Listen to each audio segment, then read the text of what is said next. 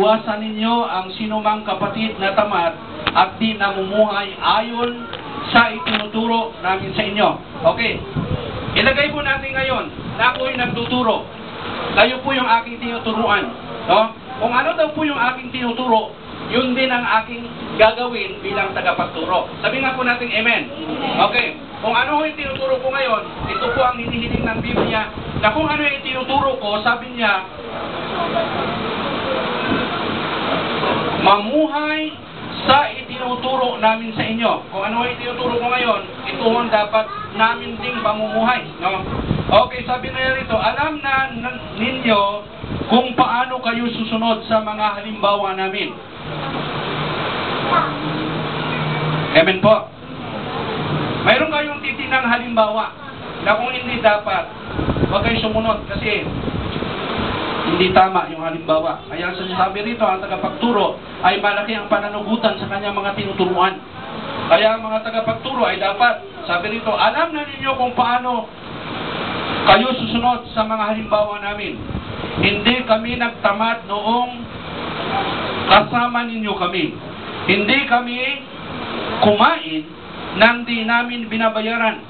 Sa kabila ng lahat, gumawa kami araw at gabi. Gumawa, nagpapagal para hindi kami maging pabigat sa sinuman sa inyo. Amen po.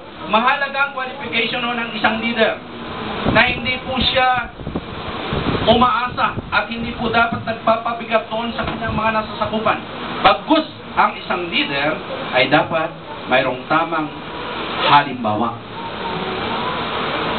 Okay. Sabi ko dito, bilang isang leader, ginawa namin ito hindi dahil sa kami walang karapatang humingi sa inyo ng tulong, kundi para bigyan kayo ng halimbawang dapat ninyong sundan. Noon pa man kami kasama ninyo, ganito ang tagubilin. Ibinigay namin sa inyo. Ang taong ayaw kumuha ay huwag ninyong pakainin. Okay ba yun? Okay. Pag ayaw daw kumuha. Okay, kaya sabi niya rito, nabalitaan namin ang ilan sa inyo, sabi ni Pablo ito sa mga iglesia sa Thessalonica, wala silang inaatupag kundi ang makialam sa buhay ng mga may buhay. O yung mga Kristiyano pala noon, mga chismoso rin, ano? Miro mo, sabi niya, mga Kristiyano, pero instead na maging masipag, nakikialam sila ng buhay ng may buhay. Okay, alang-alang sa Panginoong Jesucristo, ipinapayo namin at inuutos sa kayong mga tao na magsikap sila upang kumita ng kanilang ikabubuhay. Ipinapayo namin sa inyo, mga kapatid, huwag kayong manghimagot sa paggawa ng mabuti. Amen po? Hindi po tayo magagawa ng mabuti kung hindi po tayo magpapakasipan. Amen po? Kaya isa sa sinasabi ng Biblia ay kailangan namin mismo. Hindi kami pwedeng mag-utos na mag-utos. Hindi kami pwedeng mangaral ng mangaral kung ang amin pinapangaral ay hindi naman talaga namin isinasagawa. Amen po? Kaya, number 1, magpakasipag.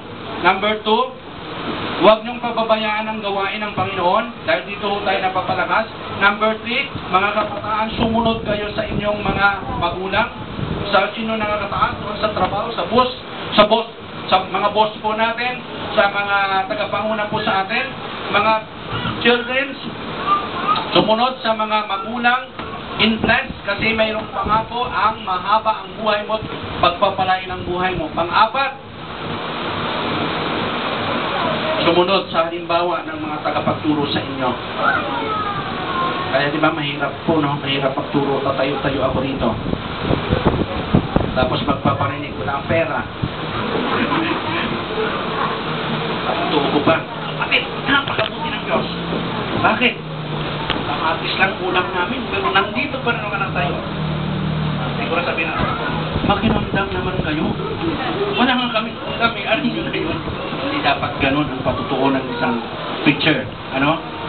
Dapat makikita mo, yung preacher namin talagang